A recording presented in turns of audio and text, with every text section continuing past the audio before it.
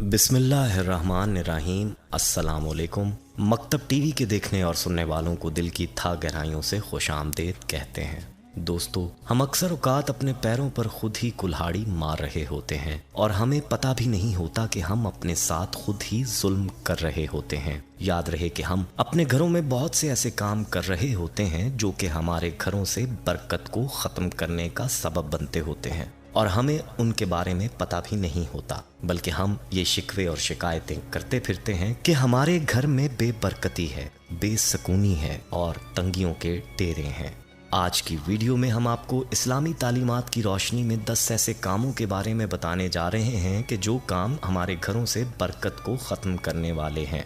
इसलिए वीडियो को आखिर तक ज़रूर देखिएगा ताकि आपको मालूम हो सके कि कहीं आप भी इन कामों से किसी काम का इर्तिकाब तो नहीं कर रहे। ये 10 काम कौन कौन से हैं, इस हवाले से हम आपको मुकम्मल तफसीलात बताएंगे। लेकिन प्यारे दोस्तों, इससे पहले कि आपको मालूमात के समुंदर में ले जाया जाए, आपसे गुजारिश है कि अपने चैनल मकतब टीवी को सब्सक्राइब कर लें और घंटी का बटन भी दबा दें ताकि आने वाली वीडियोस भी आपको नोटिफिकेशन के जरिए मिलती रहें। जज़ाकल्लाह। दोस्तों, बढ़ते हैं आज के मौजू की जानिब। याद रहे कि इंसान की जिंदगी में बरकत हो तो इंसान की जिंदगी मौजूदा नेमतों में बड़ी पुरसकून गुजरती है, और अगर इंसान की जिंदगी में बरकत ना हो तो इंसान के पास सब कुछ होने के बावजूद भी इंसान को यूं महसूस होता है जैसे उसके पास कुछ भी नहीं है, उसकी जिंदगी में सुकून नहीं होता। इसलिए चाहिए कि जिंदगी में ऐसे कामों से बचा जाए जो इंसान की जिंदगी से और इंसान के घर से बरकत को खत्म कर देते हैं। आज जिन 10 कामों के बारे में हम आपको बताने जा रहे हैं, ये हमने मुख्तलिफ जराए से इकट्ठे किए हैं।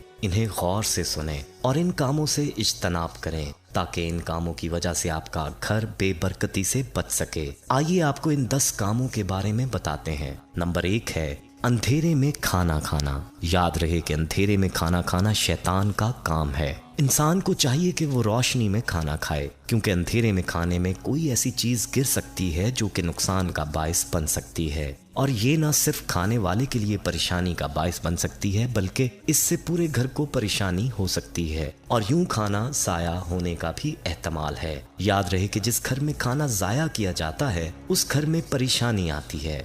नंबर 2 पर रात को झाड़ू देना है। याद रहे कि झाड़ू देना और कपड़े धोना ये दिन के काम है, रात के नहीं। अल्लाह ताला खुद फरमाता है कि मैंने रात को सुकून के लिए पैदा किया है और दिन को काम के लिए बनाया है। इसलिए चाहिए कि दिन के काम दिन ही में करने चाहिए। जब दिन के काम रात में और रात के काम दिन में किए जाएंगे तो घर में परेशानियां आएंगी। यहाँ एक बात समझने की है कि बाअमरे मजबूरी तो शाम को या रात को झाड़ू लगाया जा सकता है। मसलन किसी वजह से घर में गंदगी बन गई हो तो झाड़ू लगाकर साफ कर दे, लेकिन रात के वक्त झाड़ू लगाने को आदत नहीं बनाना चाहिए। नंबर 3 पर जो काम है वो है फूंकों से चिराग बुझाना। याद रहे कि चिराग को फूंक मारकर बुझाने से मना किया गया है। जब कभी चिराग को बुझाने की जरूरत पड़े तो उसको हाथ की हवा से किसी और तरीके से बुझाना चाहिए, ना कि मुंह के साथ फूंक मारकर। इस काम को भी बेबरकती का सबब कहा गया है। नंबर 4 पर जो काम है वो है झूठ बोलना। याद रहे कि जो शख्स बात बात पर झूठ बोलता है उस पर अल्लाह ताला की लानत होती है, और जिस शख्स पर अल्लाह ताला की लानत हो उस शख्स के घर में रहमत के फरिश्ते नहीं आते, और जब रहमत के फरिश्ते नहीं आएंगे तो घर से बरकत खत्म हो जाएगी और घर में परेशानियां और बेबरकती आएगी।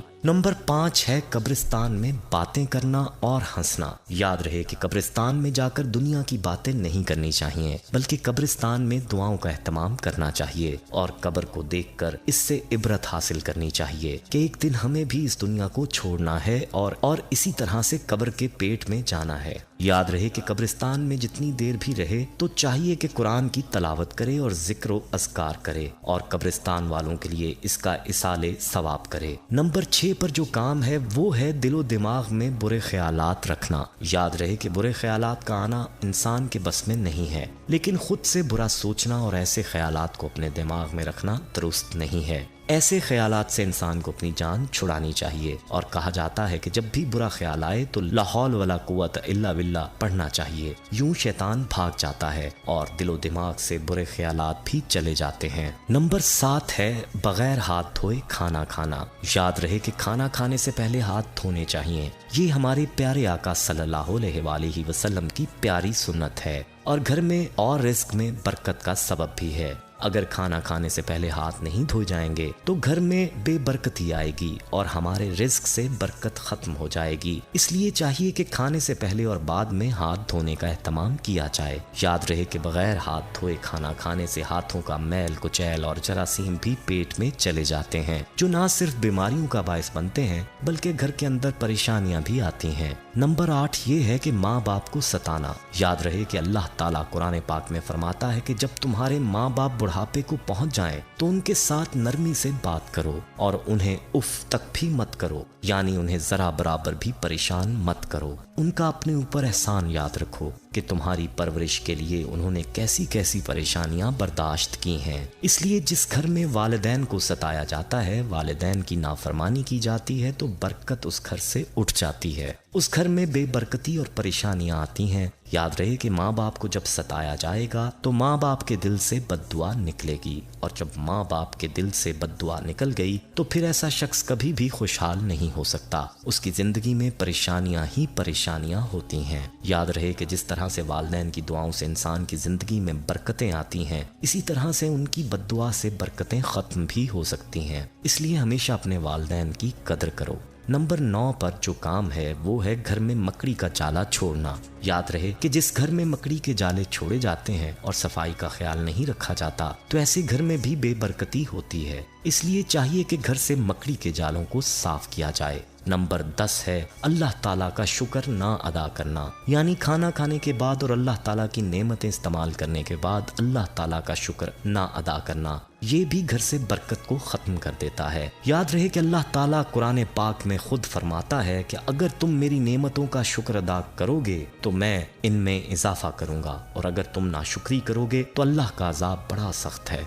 इसलिए नाशुक्री से बचना चाहिए। अगर अल्लाह की नेमतों की नाशुक्री की जाएगी तो घर से बरकत चली जाएगी और घर में अल्लाह की नाराजगी आएगी, जिसकी वजह से बेबरकती और परेशानी का सामना करना पड़ेगा। दोस्तों, ये थे वो 10 काम जो कि घर में बेबरकती का सबब बनते हैं। याद रहे कि जहां इन कामों से बचने की जरूरत है वहीं पर यह भी जरूरी है कैसे काम किए जाएं जो घर में बरकत का सबब हैं, जिनमें सबसे ज्यादा अहम नमाज की पाबंदी है। हमारे घर का हर फर्द नमाज का एहतमाम करने वाला हो, इसके साथ कुरान पाक की तलावत का एहतमाम हो और हर छोटे बड़े गुनाह से अपने आप को दूर रखा जाए और इस्तग़फ़ार की कसरत की जाए। घर में अल्लाह ताला के अहकाम और प्यारे आका सल्लल्लाहु अलैहि वसल्लम की सुन्नतों को जिंदा किया जाए, तो फिर देखें कि कैसे घर के अंदर बरकतें ही बरकतें आती हैं। वीडियो पसंद आई हो तो इसे लाइक करें, कमेंट में अपनी राय दें। फेसबुक, व्हाट्सएप और दीगर सोशल मीडिया ऐप्स पर इस वीडियो को सदक़ा जारिया की नीयत से शेयर करें।